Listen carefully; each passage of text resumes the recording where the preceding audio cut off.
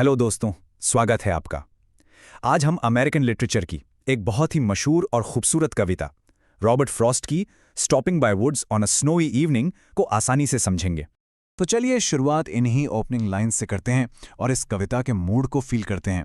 आप देखेंगे पहली ही लाइन से पोएट ने एक शांत, अकेला और सोच में डूबा हुआ सीन हमारे सामने रख दिया है।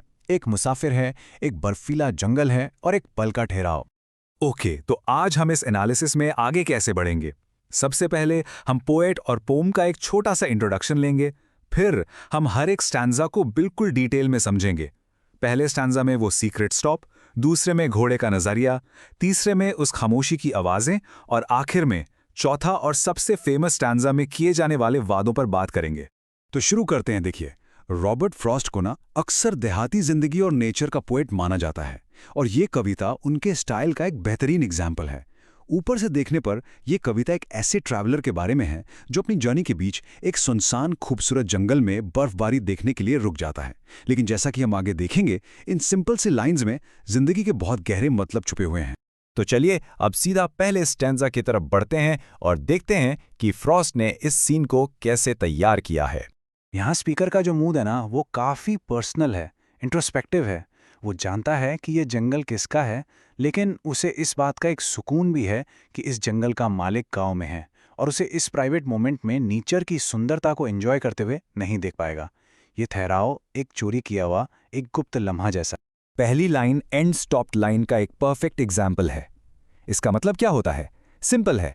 लाइन के एंड में एक पंक्चुएशन है, जैसे यहाँ एक फुल स्टॉप, जो पढ़ने वाले को रुकने पर मजबूर करता है। इससे कविता में एक धीमी, सोच विचार वाली रिदम पैदा होती है जो इसके कंटेम्पलेटिव मूड को और गहरा करती है। अब इस चीज पर ध्यान दीजिए, एलिटरेशन। इसका मतलब है शब्दों के शुरुआत में कॉन्सोनेंट साउंड्स का रिपीट होना। जैसे हिज हाउस में एच साउंड को दोहराया गया है।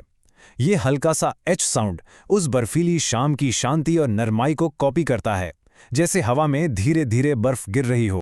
और इसके बाद आता है एसोनेंस, यानी शब्दों के बीच में वाउल साउंड्स का रेपिटेशन। ही, सी और मी में ई साउंड पर गौर कीजिए। ये रेपिटेशन कविता में एक हल्का सा संगीत पैदा करता है जो लाइंस को आपस में खूबसूरती से जोड़ता है। चलिए अब देखते हैं कि सेकंड स्टांजा ने कहानी में एक नया पर्सपेक्टिव कैसे जोड़ता है। यहाँ पर फोकस स्पीकर से हटकर उसके घोड़े पर चला जाता है।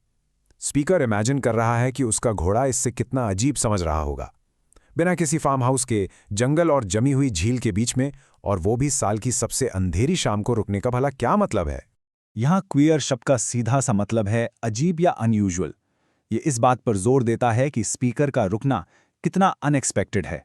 घोड़ा यहाँ प्रैक्टिकलिटी का सिंबल है, सफ़र का एक मकसद होता है और ये ठहराव उस मकसद से भटकने जैसा है। और ये चीज़ हमें एक बहुत ही इंटरेस्टिंग कॉन्सेप्ट पर लाती है जिसे कहते हैं एंथ्रोपोमॉर्फिज्म। ये एक लिटरेरी टेक्निक है जिसमें हम जानवरों या बेजान चीज़ों को इंसानी सोच और फीलिंग्स दे देते हैं। यहाँ स्पीकर अपने घोड़े पर इंसानी सोच डाल रहा है, जो इंसानियत और नेचर के बीच एक सिंबॉलिक पुल बना रहा है। अब तीसरे स्टैंजा की तरफ बढ़ते हैं और देखते हैं कि कैसे फ्रॉस्ट साउंड का इस्तेमाल करके एटमॉस्फेयर को और भी घना बनाते हैं। यह स्टैंजा गहरी खामोशी पर जोर देता है। इस सन्नाटे को सिर्फ दो हल्की सी आवाजें तोड़ती हैं। एक तो घोड़े के साज में लगी घंटियों की खनक और दूसरी हवा और नर्म बर्फ के गिरने की धीमी सरसराहट। एक आवाज इंसान की बनाई हुई है, दूसरी बिल्कुल नेचुरल है। यहाँ हमें एक और लिटरेरी टेक्निक मिलती है जिसे कहते हैं सिबलेंस। ये साउंड का रेपिटिशन है जो एक फुसफुसाहट जैसा इफेक्ट पैदा करता है, जैसा कि आप साउंड्स द स्वीप में सुन सकते हैं। ये एस साउंड्स कविता के शांत और निर्मल माहौल को और बढ़ा देते हैं।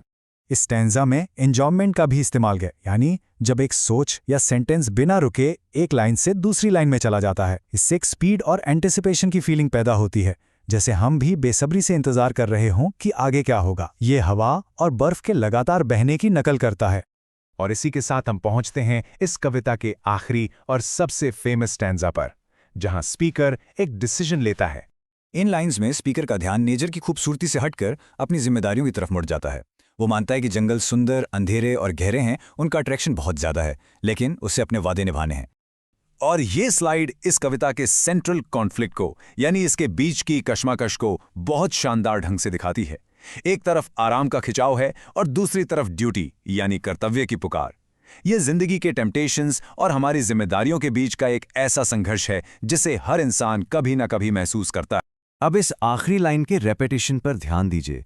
इससे जो पावरफुल असर पैदा होता है वो बस ऐसे ही नहीं है। चलिए इसको फिर से देखते हैं।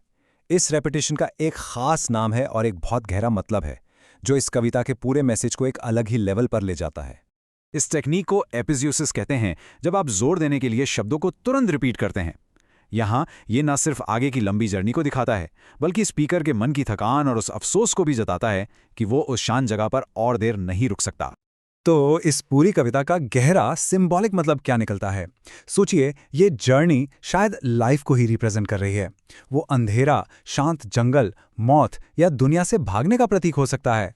वादे हमारे कर्तव्य और जिम्मेदारियां हैं, और नींद का मतलब आराम भी हो सकता है, और मौत यानी अंतिम विश्राम भी हो सकता है। और आखिर में आइए हम सब इस पर सोचें, आपकी अपनी जिंदगी में वो लवली डार्क एंड डीप जंगल क्या है जो आपको रुकने के लिए आकर्षित करते हैं, और वो कौन से वादे हैं जो आपको हमेशा आगे बढ़ाते रहते हैं। इस वीडियो को देखने के लिए बहुत बहुत धन्यवाद। ऐसे ही और कंटेंट के लिए सब्सक्राइब करना ना भूलें।